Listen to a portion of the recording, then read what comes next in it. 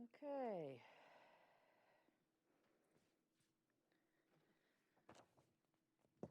Good morning to my favorite media team, my only media team. I am ready to go in 3, 2, 1. Good morning, everyone, and welcome to our every other week briefing. Thanks for joining us and tuning in. Today in the briefing, we'll hear from Public Health, we'll hear from City Planning about the Town of Madison attachment, and then we'll hear from a special guest from Elevate Energy about the work we're doing to improve energy efficiency in affordable rental housing. There's quite a lot going on this month. It is Eat Local Month. It's also Blood Donor Month, and I'd just like to highlight that the fire department and the police department are collaborating to do a blood drive this weekend. You can check that out on their social media or their website, and if you are able to donate blood, I encourage you to do so. It's also Suicide Prevention Awareness Month, and so I encourage folks to be aware of mental health issues, of course, all the time, but particularly this help. And we've got lots to talk about, so let's jump right into it with Janelle Heinrich, who is the Director of Public Health, Madison-Dane County.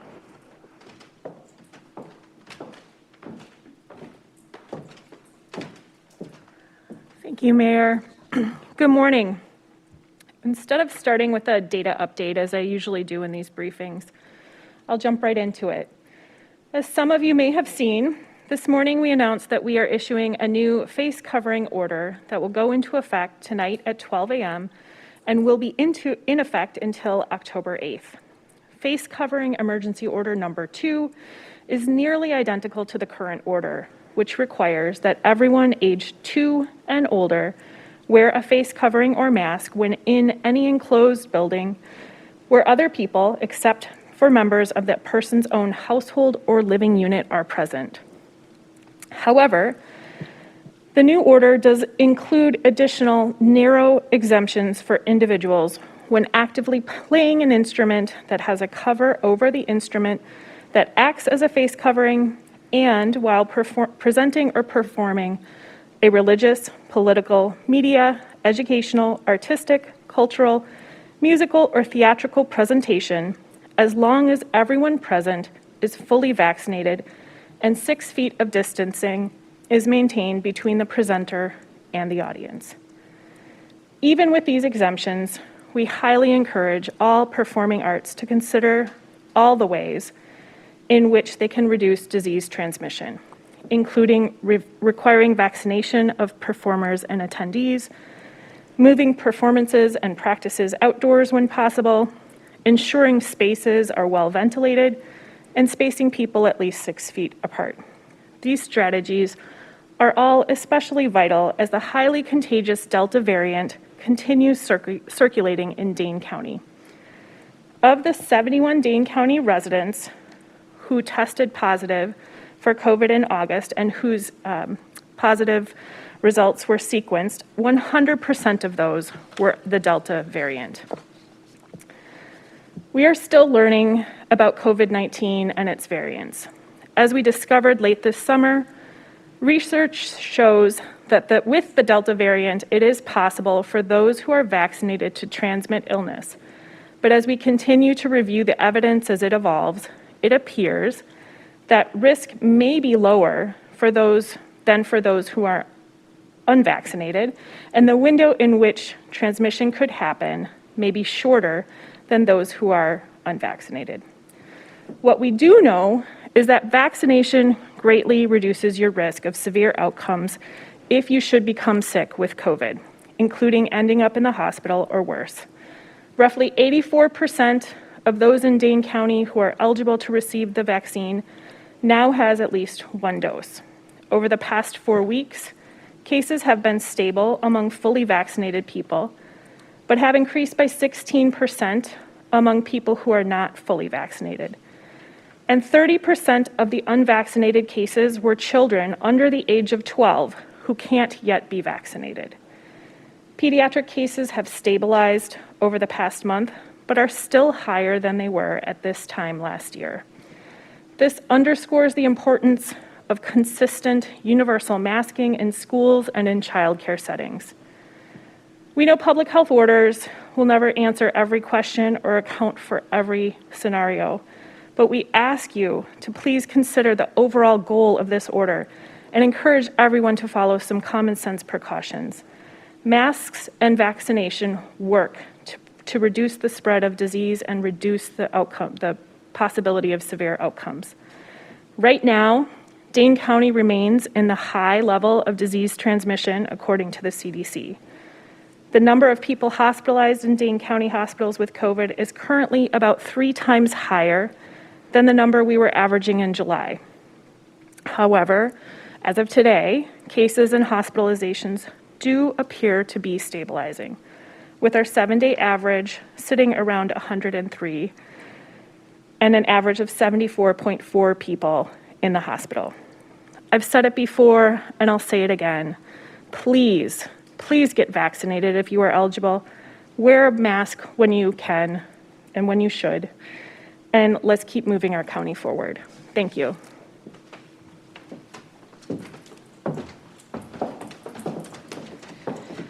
Thank you, Janelle, and let me just emphasize again how important it is for all of us who are eligible to get vaccinated. It's very easy. There are lots of options around our community to get that shot, and you can find out those options at publichealthmdc.com/vax, V-A-X. publichealthmdc.com/vax.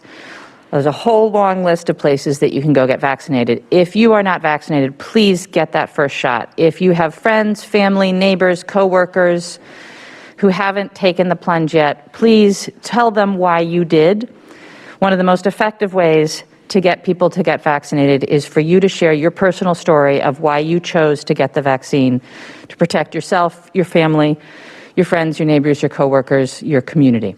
So thank you to everybody who has been vaccinated, and please, if you haven't, go ahead and get that shot. All right, next we're going to hear from Angela Puerta, who's one of our city planners, to talk about the attachment of the Town of Madison. Angela?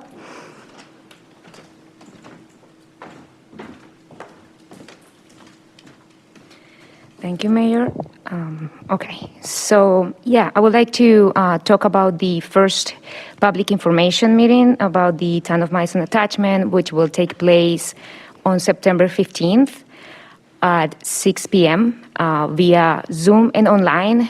And for non-English speakers, we will have an in-person location at the Catholic Multicultural Center. But before we talk about the details of the PIM, I would like to give a brief overview of the Town of Madison attachment. So we have an internal group here in the City of Madison, and we launched a communications campaign last spring to reach people from the Town of Madison in preparation of the final attachment, which will take place on October 31st, 2022.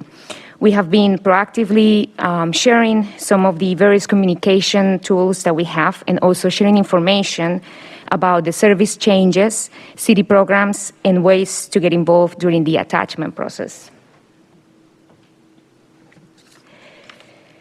So back in the early 2000s, there was a cooperative agreement between the City of Madison, the City of Fitchburg, and the Town of Madison. A majority of the Town of Madison will be attached to the City of Madison in October 2022, with the remainder going to the City of Fitchburg. We will welcome over 5,000 residents, which is very unprecedented for our city. We do not typically annex or attach large urbanized areas with these many new residents. So as you can see in the slide, over 2,300 additional housing units will be part of the City of Madison. So we are currently working on the best ways to serve those residents and people from the Town of Madison. Currently, we are providing service from the fire department, EMS services, and also building inspections since November 2020. Some of the communications barriers that we found out during our research during the communications plan that was prepared by the city So as you can see in the map, there are 3 scattered areas in the town. So those 3 geographic areas are very different with different demographic characteristics. 32% of the population are non-native English speakers. So we have to make sure that all communications are really in multiple languages, especially Mandarin and Spanish. 78% of the population live in multifamily units, which also means that the majority of these residents are renters and there is a lot of turnover. And the town of Madison has limited funding sources, and that also means that most of the heavy lifting in terms of communications have to be done by the City of Madison. I just would like to share some of the major communication tools that we've been using. One, and probably the most important one, is the Town of Madison website, which is a one-stop shop to help us share information in a single platform that includes process timeline, history, background of the process, ways to connect with the city, information on service updates, and key communication tools. Also within that website, there is an interactive map where people can take a look at their parcel and figure out to which city they will be attached to. There is also an educational video in Spanish and English done by the mayor, and there is also Mandarin video that you can take a look at in the website. We have hired Design Craft. It's a marketing company that has helped us work on a targeted media campaign to advertise via social media platforms and other news and online platforms. So we've sent mailers, we've done radio ads, podcast, text message alerts, which everyone from the town can sign up from the website. There is also, we've also had communications with many of the apartment managers and educational institutions in the town. And the team has called them and let them know that there is this attachment happening, so people are aware of this process. Something to point out is that we have hired 3 community navigators. There's been a lot of material, awareness campaign materials that we've been distributing via community navigators, fact sheets, which is a 5-page document that summarizes all the information of the service changes and other important facts prior to the attachment, flyers, yard signs, a resource guide, especially for the south side. So there will be this public information meeting on September 15th. So as I mentioned at the beginning, there will be an alternative location for non-English speakers at the Catholic Multicultural Center.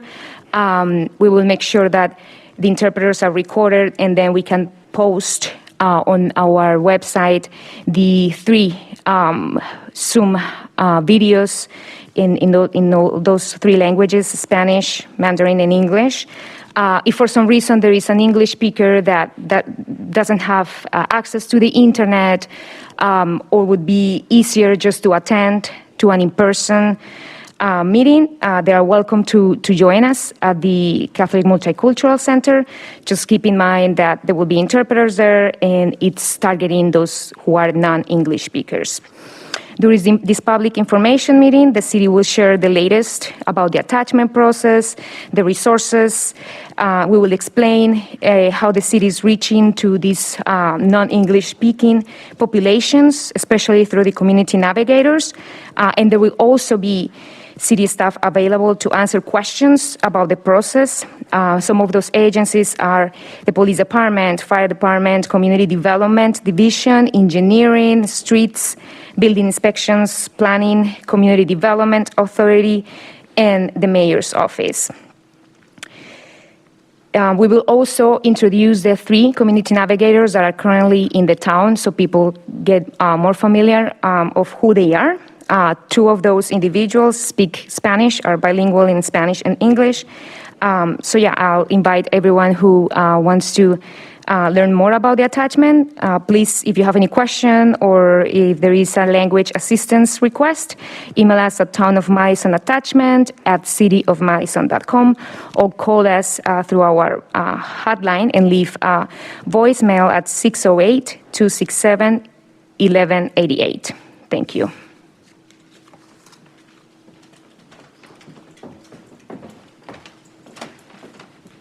Thank you, Angela. I just want to really encourage people to attend the meeting on the 15th and to spread the word about it. We really need to reach as many people in the town to make sure that everybody understands what this attachment means for them, for their family, for their property, and how we're going to welcome them into the City of Madison. All right, a few other factoids. It is National Mentoring Month. It is also Senior Citizen Month. It seems to me that these two things go together. There's lots of great organizations in our community that offer opportunities to mentor young people if you are a senior citizen or if you're not and looking for a way to give back to your community. That's a great way to do it. Now we're going to welcome Abigail Corso from Elevate Energy to talk about the city's partnership with Elevate and Sustain Dane on how we're working to improve energy efficiency in affordable rental housing in Madison. Abby?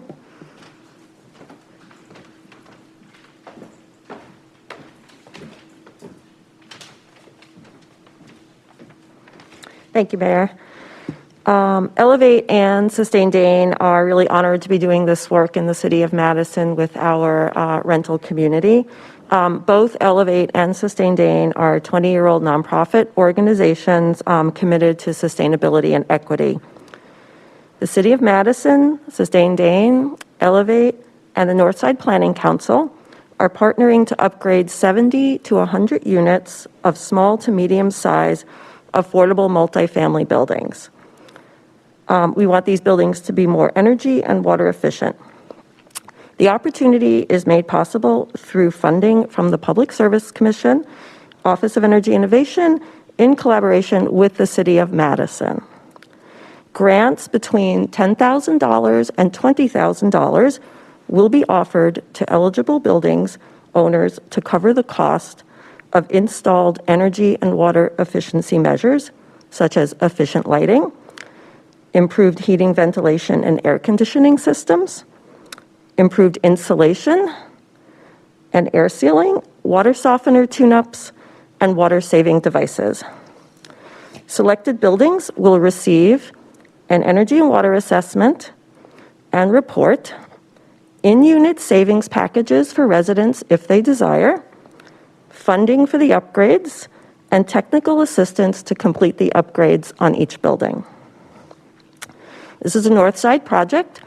Buildings should be located on the north side, approximately within the boundaries of Cherokee Marsh to the north, North Stoughton Road to the east, East Washington Avenue to the south, and Lake Mendota to the west.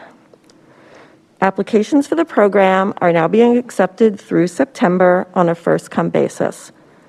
For more information or to submit an application, please visit the Efficiency Navigator program site at sustaindane.org, that's O-R-G, or send an email to hello@sustaindane.org. We look forward to hearing from building owners and managers and look forward to working with the Northside community. Thank you for the time.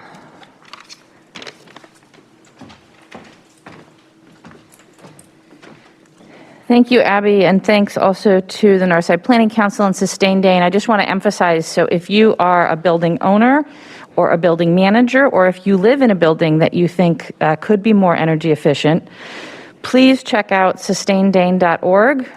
If you are a renter, talk to your landlord or your building manager about this great opportunity to get these energy and water efficiency improvements paid for and to get excellent technical assistance at the same time.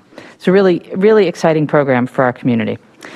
All right, it is also, as you may know, Hispanic Heritage Month, and if you are interested in a list of events that are happening around our community for Hispanic Heritage Month, check out madpl.org/Hispanic-heritage. That's the public library.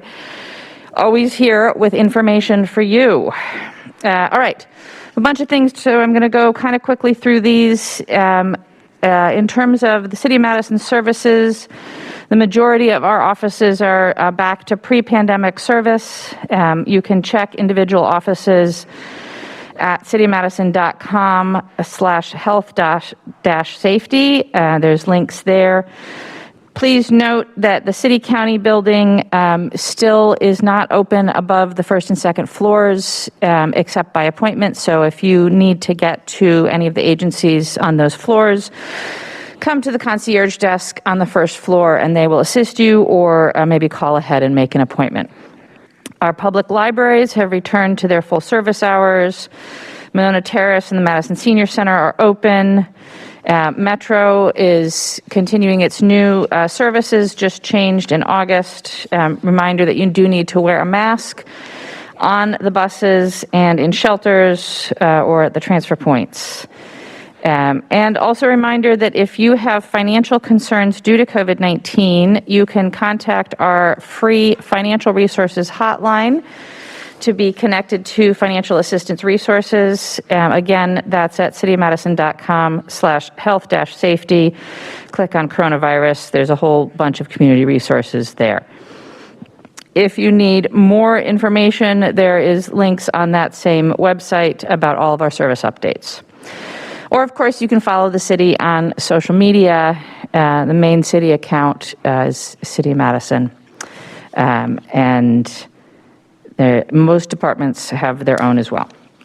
All right, so then a few other things to go through. Lots of input being asked for, and some other announcements. I want to start, though, because I know there's a high level of concern in our community about gun violence. And so I want everyone to understand that I am deeply concerned about the levels of gun violence we're seeing in Madison, but also in cities all across the country. The pandemic has really fueled gun-related crimes nationwide, and it's highlighted the danger of having weak gun laws that enable firearms to fall into the wrong hands.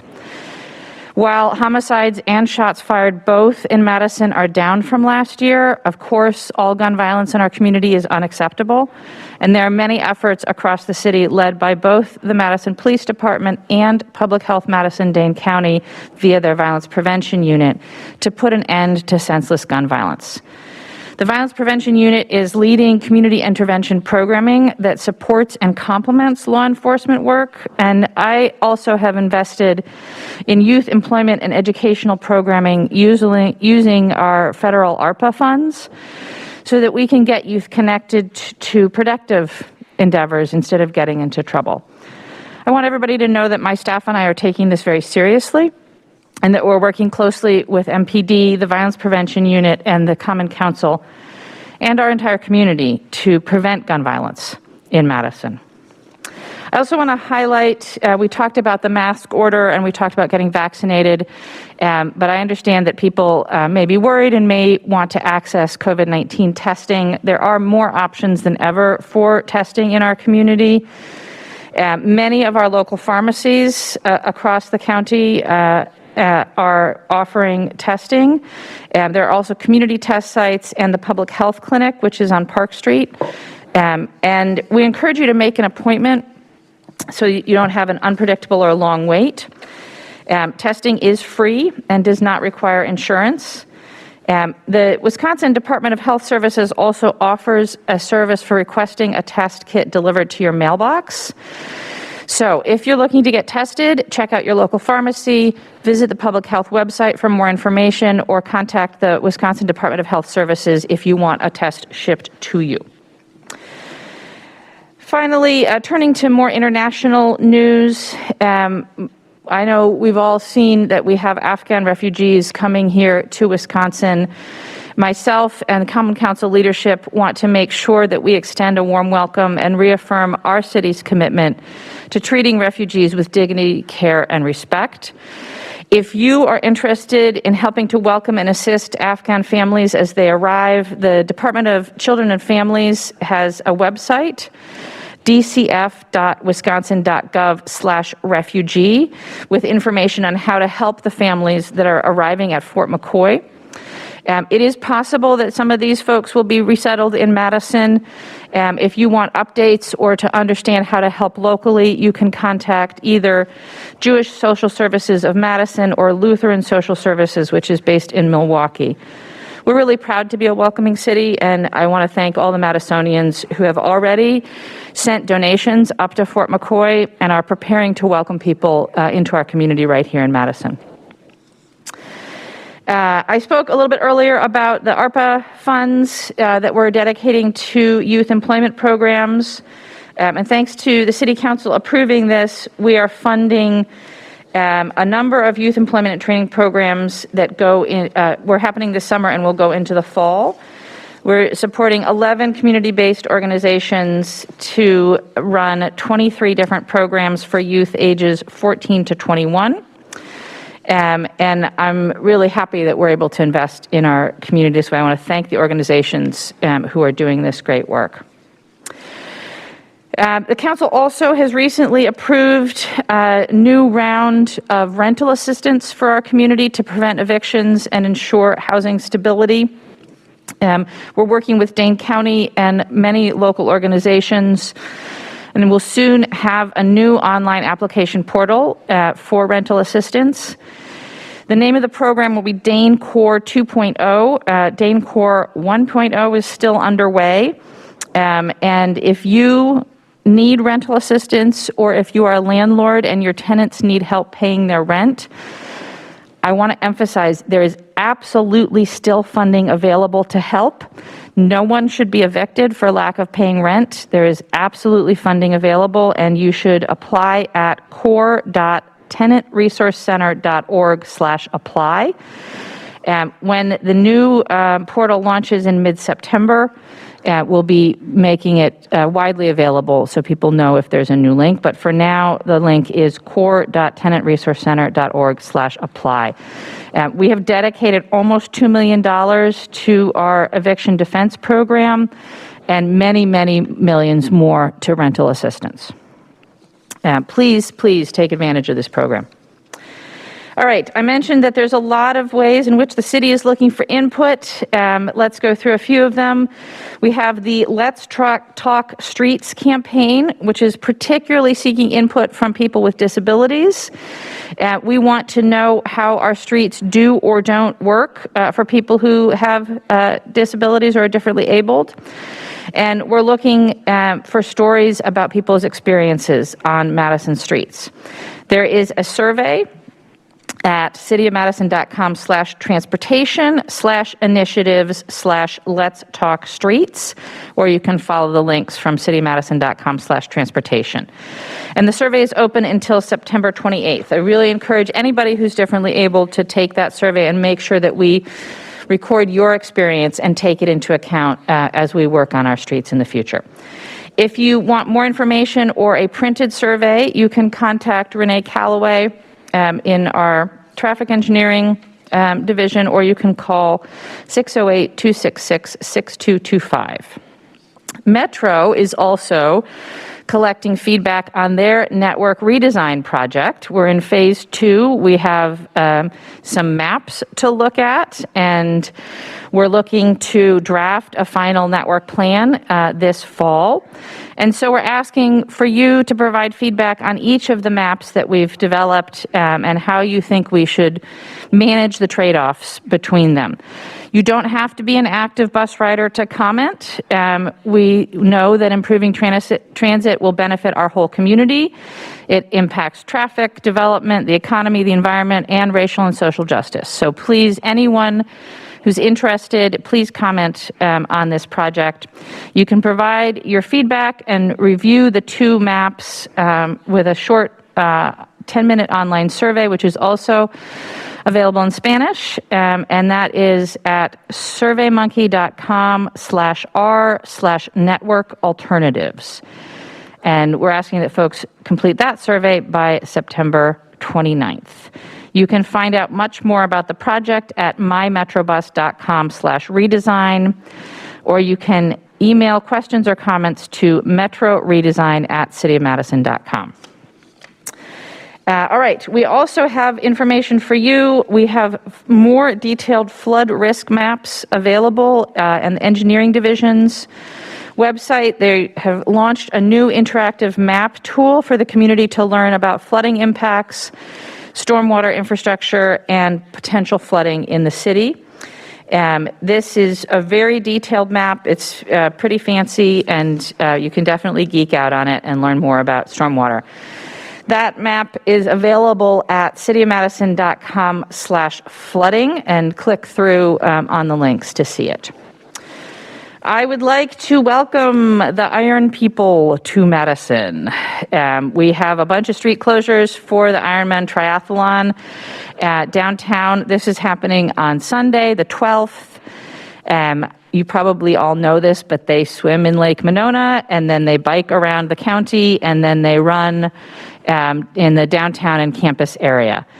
This starts at 6:45 in the morning and lasts until about midnight. It's a big deal. It's very fun, but please know that there are going to be a number of street closures due to the triathlon and folks making their way through our community and exerting significant effort in the process. Encourage folks to check it out. It's a fun thing to spectate, cheer people on. If you want to know more information about the Ironman or the course or the detours, you can visit ironman.com/im-wisconsin-course. For Metro Transit detours, you can visit mymetrobus.com. Couple of things. If you are working in your yard, we have finished brush collection for 2021. The last brush collection is happening now. And if you are wondering if you have any more brush collection this year, you can visit cityofmadison.com/brush collection. If your final pickup has already happened, you can take your brush to a streets division drop-off site instead. And that means that our fall yard waste collection is starting, and we have got the schedule published for fall leaf and yard waste. And if you are interested in when that collection is happening outside of your house, go to cityofmadison.com/yard waste. You can enter your address and see the dates that you should set out your yard waste and your leaves for collection. Everybody is going to get 3 collection opportunities this fall, so make sure you know those dates and get things set out on the curb for them. In an interesting opportunity, the library is offering library takeovers, and they're asking for your applications. The application period closes on October 1st. So a library takeover is when a team of people plans an event, and you get to take over a library. You get funding to take over the library. You'll get a team mentor to help you do the planning. So if you've got an idea for a fun event in one of our libraries, this is for you. You do not have to have any previous event planning experience. All that you need is a great idea for community engagement. So if you're interested, visit madpl.org/library-takeover to learn more or to submit an application. Finally, I want to congratulate Old Brick Gardens. The new Frautschi Family Learning Center earned the U.S. Green Building Council's Leadership Award for the West North Central region. That's a lot of directions. But this highlights green building projects, companies, and individuals over the last year and recognizes our commitment towards creating healthy, sustainable spaces. So congratulations to Ulbrich on the great new learning center. Ending, as I always do, with community resources. If you are in need of food, housing, social services, other supports in our community, it's been an incredibly difficult year and a half or more. There's no shame in asking for help. Please contact the United Way at 211. You can call 211 or you can text your zip code to 898-211. And the United Way will help connect you to the many, many resources that are available in our community. If you need access to the internet, to resources, or to connect with them, please visit your local library. They have computers. You can sign up to use them on an hourly basis. For more information, you can call 608-266-6300. Encourage folks to check out the City of Madison website. Lots of more community resources are posted there. And of course, to subscribe to my blog at cityofmadison.com/mayor/blog. Upcoming meetings. Today is September 9th, Thursday at 4. There's an ad hoc redistricting committee. At 4:30, there's a Community Development Authority meeting. At 5, there's an Equal Opportunities Commission. On the 13th, which is Monday at 4:30, the Finance Committee will meet. We'll be talking about the budget, the capital budget. And at 5:30, the Police and Fire Commission will meet. On Tuesday, the 14th, again, the Finance Committee will meet. We'll be doing, again, capital budget briefings. On Wednesday, the 15th, the Ad hoc Redistricting Committee meets. This is a super important committee, folks, and I encourage you, even if you don't attend the meetings, to look into what's happening in redistricting at the local, county, and state levels. This impacts your political representation, your elected representation for the next 10 years. So that meeting is at 2 p.m. on Wednesday the 15th. At 5 p.m., the Public Safety Review Committee meets. On the 16th at 5, the Landlord Tenant Issues Committee. On the 20th, which is Monday at 5, the Transportation Policy and Planning Board, and at 5:30, the Plan Commission. On Tuesday, the 21st, at 4:30, the Common Council Executive Committee will meet. At 6, the Finance Committee meets, and at 6:30, the Common Council will meet. On Wednesday, the 22nd, at 4:30, the Board of Public Works will meet. At 5, Transportation Commission meets, and at 5:30, Madison Arts Commission meets. That is what I have on my list for today. Linda, do we have questions? We do, and most of them are for public health.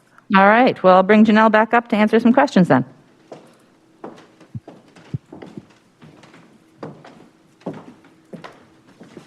Good morning, Janelle. The first question is, what has been the trend in COVID cases, hospitalizations, and deaths in Dane County since the mask mandate went into effect August 19th? What effect has the mandate had on the state of the pandemic in our community? Sure, great question. So when we look at the data that we use to inform both this order and the previous order, we spent from that July to August, before the order that expires tonight, we used the data that was from when Delta became most prevalent in our community. And in that month of data, we saw a 382% increase when we issued the last order of case activity per day. Since then, since this order has been in effect, the data that we've used has only indicated a 13% increase. So we use that as one of the markers that might help us suggest that this is working. Combined with our high vaccination rate in Dane County and masking, we are seeing a rate per 100,000 of 19 cases per day in Dane County. And when you look at that rate in Wisconsin, that's 35 per 100, so per day. So we believe that this combination of interventions is having an impact on our case activity here. The next question has multiple parts, and it says, why include musicians and performers for exemptions now? What motivated that decision? In encouraging performers and venues to require vaccines at events, can you provide any tips on how to best regulate this? As for the 6 feet requirement between performers and attendees, what about between fellow performers sharing a stage or a school band? Where can musicians get those instrument covers and specialized masks? Ooh, that's a lot of questions all wrapped Yes. up into one. So, we, as I just talked about the rate of increase, we look at that and take that very seriously when we make any changes or update orders. And with a relative stability, it seems like when we're looking at other communities that have mask mandates and are making exceptions with similar vaccination rates, In the absence of CDC guidance that speaks to this, we're looking at what other communities are doing as best practices. And we're seeing that there's ways that we can support returning to some of our normal activities with very strong mitigation efforts in place. And that's where we got to with this edit. The next question, you might have to repeat some of those. You can find a lot of information on our website. We're building some additional FAQs about how to support regulation or administration of the vaccine coverage. There's different apps that folks could use. And then we always encourage distancing to be the greatest distance apart possible, whether that's definitely from the performers who may be unmasked to the audience, but from the performers themselves. That's really the best practice. And I believe the last question was, where can musicians get those instrument covers and specialized masks? I don't have an answer to that right now, but check out our website. We might be able to have links or to that information. Thank you so much.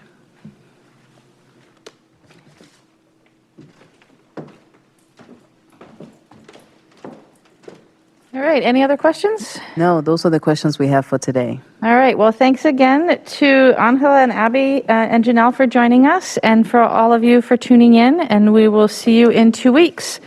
Be well, everyone. Get vaccinated, wear your masks inside, and enjoy the end of the beautiful summer here in Madison.